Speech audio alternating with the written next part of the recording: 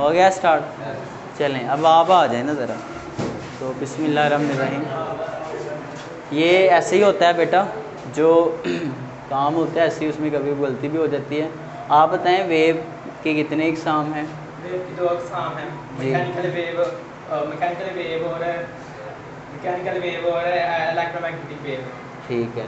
Mechanical waves कौन सी होती हैं? ऐसी वेव जिसको गुजरने के लिए किसी मीडियम की ज़रूरत हो। ठीक है।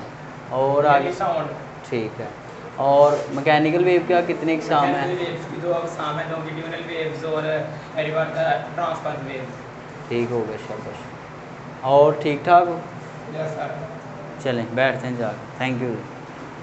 तो ये हमारे माशाल्लाह से the house of knowledge school के स्टूडेंट्स हैं, जो कि फ़ौरन जवाब देते हैं। जो लास्ट टाइम पढ़ाया गया होता है अच्छे से उसको समझते हैं और चीज़ों को आंसर करना इनको आता है माशाल्लाह। तो कल बेटा हम मैकेनिकल वेव्स के एग्ज़ाम ही पढ़ रहे थे, है कि नहीं? आज उसी को हम लेके थोड़ा और आगे चलते हैं। टाइप्स ऑफ मैकेनिकल वेव्स, ठीक है कि नहीं? मैकेनिकल वेव्स के एग्ज़ाम आज हम छोटा सा इसमें एक तजर्बा भी पढ़ लेते हैं, जो मैंने कल थोड़ी सी बात की थी। और जब आपको लॉन्ग क्वेश्चन आएगा तो उसमें बेटा आपने वो भी, उसका भी थोड़ा जिक्र कर देना है। स्लिंकी के अंदर हम 2 तरह की वेव्स पैदा कर सकते हैं, लॉन्गिट्यूडनल भी और ट्रांसवर्स भी, ठीक है कि नहीं? जब ये लॉन्ग आएगा, आता तो नहीं है लॉन्ग, वैसे शॉर्ट ही आता है बेटा, इधर ध्यान रखो आप। तो वैसे तो सिंपल आता है कि right types of mechanical wave, short आएगा तो आप लॉन्गिट्यूडनल और ट्रांसवर्स को डिफ़ाइन कर दें, उनके एक एक एग्जांपल लिख दें। यहाँ दोनों में वो डिफरेंस पूछ लेता है कि इन दोनों में फ़र्क करें। कभी होता है कि ये लॉन्ग आ जाए कि मैकेनिकल वेव्स की इकसाम की क्या करें, वजाहत करें, एक्सप्लेनेशन इसके लिखें, ठीक? तो फिर जितनी भी मैंने आपको डेफिनेशंस बताई हैं वो आप लिखते जाएंगे तरतीब के साथ, प्लस उसमें थोड़ी सी एक्सप्लेनेशन भी आपने ऐड कर देनी है। क्लियर हो गया कि नहीं? तो क्या कल हमने कहा था कि जब हमने एक स्लिंकी ली थी,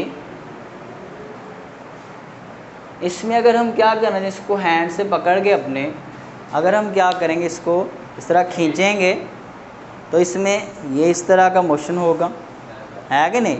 आप देख रहे हैं, आपकी बुक में नज़र आ रहा है आपको, ये देखें बेटा। तो वो आगे पीछे मूव करवा रहा है उसको पकड़ के, तो उसमें वेव्स प्रोड्यूस हो रही हैं। क्लियर हो गया जी? और जो वेव्स हैं उसमें जो आपकी ये स्लिंकी के पार्टिकल्स हैं वो अपनी वस्ती पोजीशन से किधर को मूव कर रहे हैं, आगे पीछे, है कि नहीं? समझ आ रही है? और वेव के पार्टिकल्स की जो मोशन है, motion of particles of medium, जो मीडियम के ज़र्रात हैं उनकी मोशन इधर को अगर हो रही है तो वेव भी आपकी उसी सिमत में जा रही है कि नहीं? वेव भी उधर को ट्रैवल कर रही है और आपके पार्टिकल्स की मोशन भी उधर को है, तो दोनों मतवाज़ी हैं, दोनों की सिमत एक जैसी है। तो फिर हमने कहा था कि ये जो वेव्स हैं ये कौन से थे? Longitudinal waves. कौन सी वेव्स थी? उर्दू में भी इनको यही कहा जाता है। क्लियर हो गया बेटा? ये स्लिंकी के ऊपर हमने लॉन्गिट्यूडनल वेव्स प्रोड्यूस कर दी। अब दूसरा ये कि अगर हम इसी स्लिंकी में अगर हम क्या करना चाहें, ट्रांसवर्स वेव्स प्रोड्यूस करना चाहें, इधर से तो मैंने स्लिंकी को अटैच किया हुआ, पहले ही ऐसे पड़ी हुई है स्लिंकी सीधी, इधर से मैंने इसको पकड़ा, अभी तक मैंने इसको कुछ नहीं किया। मैं क्या करने लगा, इसको एक टग देने लगा, एक झटका, इस तरह झटका दूंगा। अब मैंने इस तरह खींचा नहीं है, अब इस तरह झटका दिया, तो झटका दूंगा। आपने देखा रस्सी में, जब आप घर में पाइप के साथ भी आप शरारतें करते हैं, इस तरह झटका देते हैं, ऐसे ऐसे ऊपर नीचे हो रहा होता है कि नहीं? तो ये स्लिंकी जो है ये कुछ इस तरह से इसकी शक्ल बन जाएगी, है कि नहीं? तो आप देख रहे हैं कि जो स्लिंकी के पार्टिकल्स हैं वो ऊपर को जा रहे हैं, ऊपर को, और फिर नीचे को आ रहे हैं।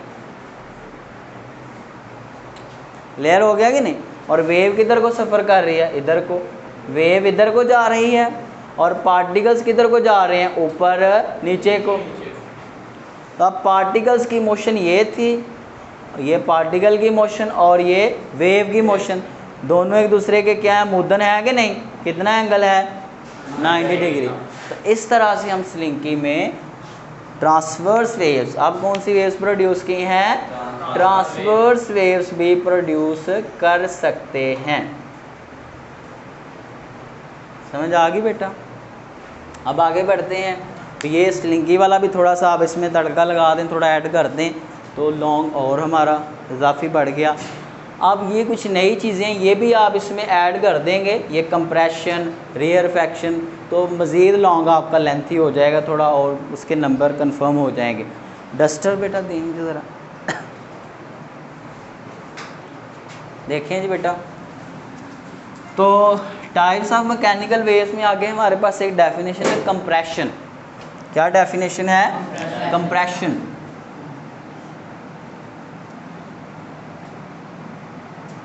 क्या डेफिनेशन है बेटा? कंप्रेशन।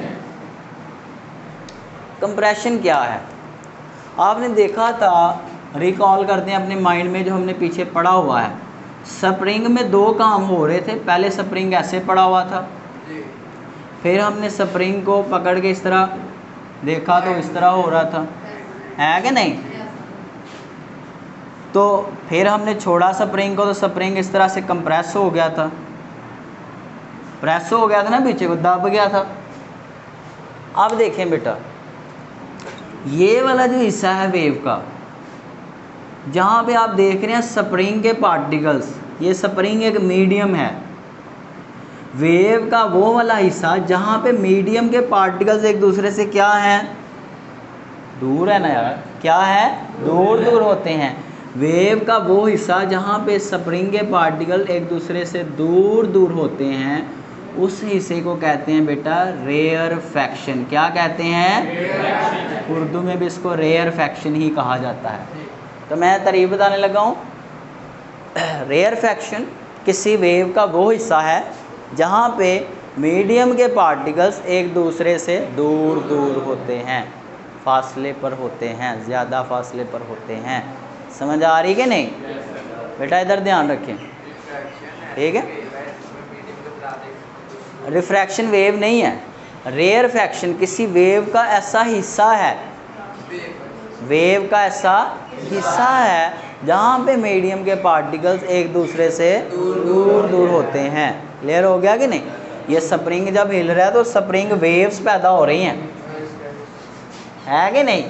तो स्प्रिंग वेव इस तरह, ये एक पूरी मैंने बताया था ना, इस तरह एक वेव पूरी बनती है ऐसे, है कि नहीं बेटा? ठीक है। तो एक हिस्से में स्प्रिंग खुल रहा है, खुल रहा है कि नहीं खुल रहा? ये डिस्प्लेसमेंट थी ना, x is equal two plus से, ये जब खुला था तो हमने इधर को डिस्प्लेसमेंट ली थी कि नहीं, x is equal two plus से। तो ये वो हिस्सा है जहाँ पे आपका वेव के पार्टिकल एक दूसरे से खुले हैं, दूर दूर हुए हैं, तो इसको आप कहेंगे रेयरफेक्शन। क्या कहेंगे? ये अगला हिस्सा वो था जब स्प्रिंग फिर इधर से घूम के वापस इधर को आया था तो क्या हो गया था? कंप्रेस हो गया था। तो वो हिस्सा जहाँ पे आपके कंप्रेस हो रहा है, आपका हिस्सा आपकी मीडियम का क्या हो रहा है? कंप्रेस हो रहे हैं मीडियम के पार्टिकल्स, उस हिस्से को आप क्या कहेंगे? कंप्रेशन कहेंगे। क्या कहेंगे? कंप्रेशन। कंप्रेस, दब जाना किसी चीज़ का, ठीक है कि नहीं? होता क्या बेटा, मैं और सिंपल करने की कोशिश करता हूँ। ये समझ ले मेरे पास हवा का एक पार्टिकल पड़ा हुआ है, ये हवा का एक पार्टिकल है और मैंने इसके ऊपर आवाज़ अपनी बोल रहा हूँ तो आवाज़ के साथ जाकर टकराएगी ना। अब ये पार्टिकल क्या कर सकता है? ये इस तरह से खुलेगा, इधर को भी वाइब्रेट कर सकता है, ये एक इंतहाई पोजीशन, एक इधर को ये इंतहाई पोजीशन। तो ये वो हिस्सा है जहाँ पे वेव में क्या हो रहा है कि मीडियम के पार्टिकल्स खुल रहे हैं, एक दूसरे से दूर दूर हो रहे हैं, तो ये है रेयरफेक्शन। और अगले हिस्से में क्या होगा? स्प्रिंग कंप्रेस होगा, ये वापस भी तो आएंगे। तो जिस हिस्से में वेव के वो हिस्से जहाँ पे मीडियम के पार्टिकल्स एक दूसरे क्या होंगे? करीब करीब होंगे। समझ आ रही कि नहीं? उस हिस्से को क्या कहेंगे? कंप्रेशन। क्या कहेंगे? समझ आ रही कि नहीं? तो सिंपल आप इसमें ये याद रखेंगे जो मैंने बता दिया कि वो हिस्से जहाँ पे वेव के वो हिस्से, जिस हिस्से में मीडियम के पार्टिकल्स एक दूसरे से दूर दूर होते हैं, उनको रेयरफेक्शन कहा जाता है उन हिस्सों को। और वो हिस्से जहाँ पे किसी वेव का वो हिस्सा जिसमें मीडियम के पार्टिकल्स एक दूसरे के करीब करीब होते हैं, उस हिस्से को आप कंप्रेशन कहते हैं। अंडरस्टैंड जी? शरारतें ना करें आप, ठीक है? मैं इधर मूव करता हूँ तो आप शरारतें शुरू कर देते हैं। अब दोबारा मौका ना मिले, आप उठ के पीछे चले जाएं बेटा, लास्ट बेंच पे।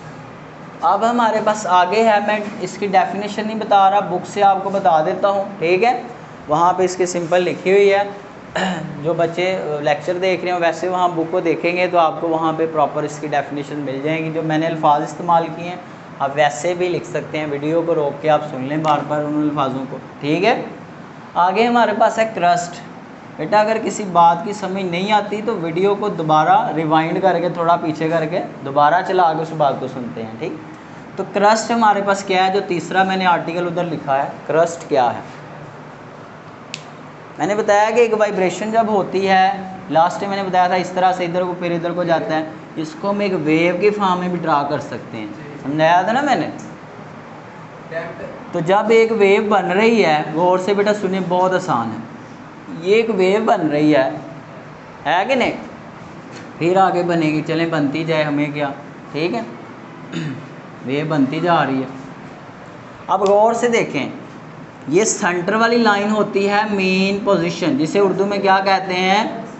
मैंने बताया था कि जब इस तरह वेव को ड्रा किया जाता है, मोशन को इस फॉर्म में बनाया जाता है, तो ये सेंटर वाली लाइन सारी मीन होती है, ये भी मीन है, ये भी मीन है, ये सारी मीन है, ठीक है कि नहीं? और ये